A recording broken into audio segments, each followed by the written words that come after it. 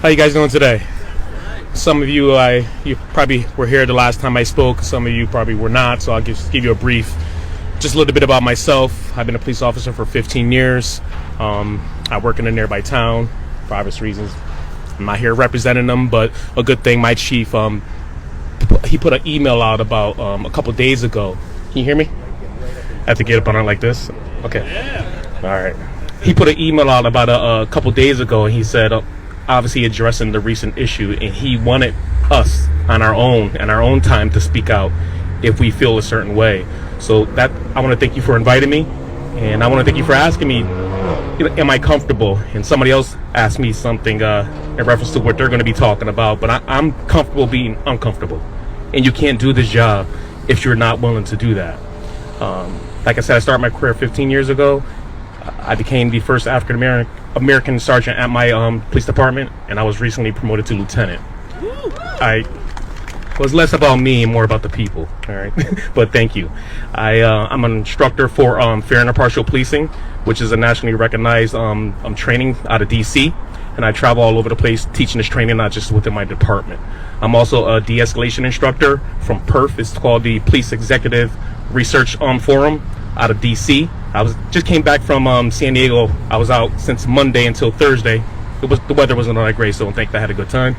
But I was with 175 police officers from all over the country, including from some of the incidents that occurred, like in Minneapolis. I was talking to those officers, so I seeked out those officers just to get their perspective on what was going on, because we're way over here, and sometimes we just don't know exactly what's going on. So I have a good perspective on what has happened in those different places. And a lot of these places and police departments are under consent decree, where if they're not doing things right, then the Department of Justice comes in and they talk about doing things differently, and they rewrite their programs, which is a good thing, right?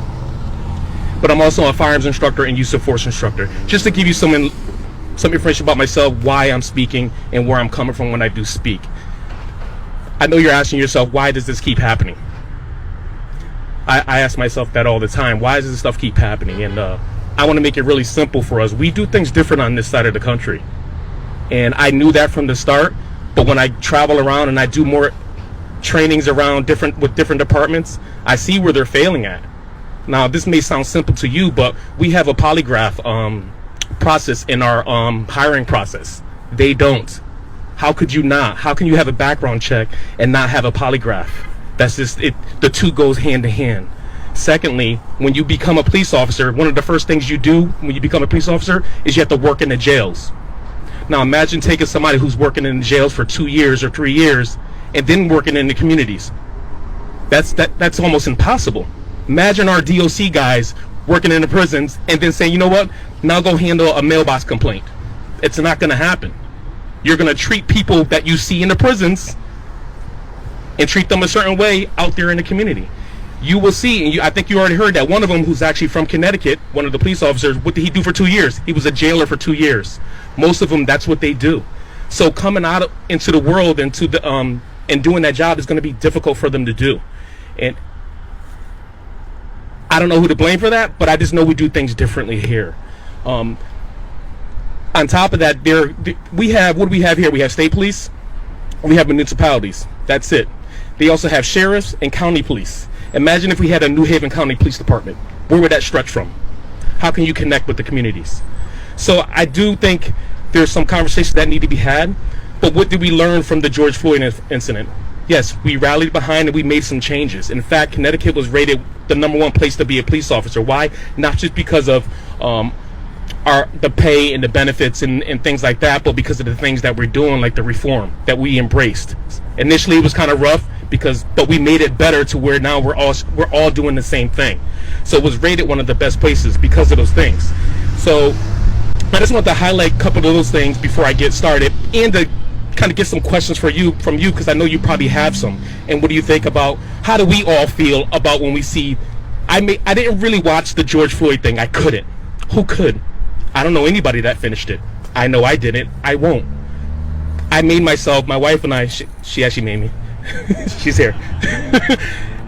We sat there and watched the entire thing. And the difference between when you see a lot of these different shootings that are controversial, I can look at tactics, I can look at maybe they did this wrong, or it's easy to make a split-second decision and pull a trigger. But this is no split second. This is constant beating. Constant. You can't teach that. That's not a training issue. What type of issue it is? It's from your hiring process. And quite frankly, I know that it's great that the chief, she made a swift judgment. I'm kind of like, why are you making such a fast... Yes, they should be fired, as well as a lot of other people should have been held accountable a lot sooner. But the way I look at it, that's been happening.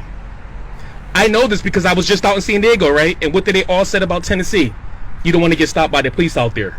So we know that as police officers, what do you think the people in the community are going to do? They're going to run. We always say, well, don't run from the police if that's what you hear, right? If you don't want to get something to happen. Well, if something's going to happen, if I get stopped by the police, I'm probably going to run too. That is the culture over there. And that culture comes from the police department. I know she's only been a chief for about since 2021, and it takes some time for things to change. But that's a cultural thing within the department. And the way I see it, they're trying to avoid a DOJ consent decree. Hey, let's make these fast actions. So, yes, we're going to hold those guys accountable, but they were allowed to do this. They're called the Scorpion. Who would Scorpion Crew? Like, what is that? What is this like? Like, why would you even name something like that? And to lead, that sets the tone right there. You allowed this. And I'm not saying it's all her fault, but it's the leadership. Because when I look at my leadership in my position, I'm supposed to monitor that stuff. I know who's going to act out. We got rid of a lot of people. We don't write about it, but we got rid of a lot of people because we know what was going to happen. They did it. They didn't just show up one day and just beat that guy up. They're known for that. They felt comfortable doing that to the point where they left their cameras on, right? Left their cameras on and continue talking afterwards like it's nothing. So that's just how I feel about it. That's how a lot of people that I work with feel about it. And there's nobody that's justifying this. And you have to understand that. And I don't want us to get onto this bandwagon because you'll hear it on the news. Well, let's stop these tactical groups. They're all not like that. It's just not, especially on this side of the country. I run a couple of them. One of them is our car task force unit. You don't want that to stop because these kids are stealing cars, right? But we deal with it in an appropriate manner. So it hurts, and I'm glad you asked me. He was like, I'm not sure. I'm not sure if you want to talk about this because it's so new, but it hurts. It hurts bad to us. This is my profession. It's not just a profession. This is who I am. I was telling another woman that this is my assignment. I accept. She's like, well, I want you to be safe. It is what it is because this is my assignment. I accept my assignment to be this person in this position. That's why I chose this position. And it's harder for, yes, I told you I was the first African American at these steps. There's been some struggles for me in this position, going up, getting here. There are some challenges and some challenges for other officers just like me. But just like you guys are out here, there's a lot of you guys are in our police department. So don't think that because we wear this uniform that we don't stand by you and that we don't have, we are in the positions we are so we can protect people's rights. I say that to every new person that comes on. What is your responsibility? Stop crying. Nope. It's to protect people's constitutional rights, whether you're getting arrested or not, or you're a victim. That is our job. That's our first job. And I think most of us do realize that. And when I was at the conference, this de-escalation conference, and we said, we're actually only here for 4 people in our departments.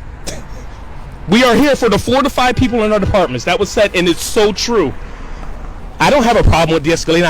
I've been a cop for a long time. I've been on the SWAT team for 13 years. I'm a team leader on the SWAT team. I probably had to point my firearm at a lot of people, but I never had to use it, thankfully. I never had to tase anybody. I never OC'd nobody. I never struck anybody.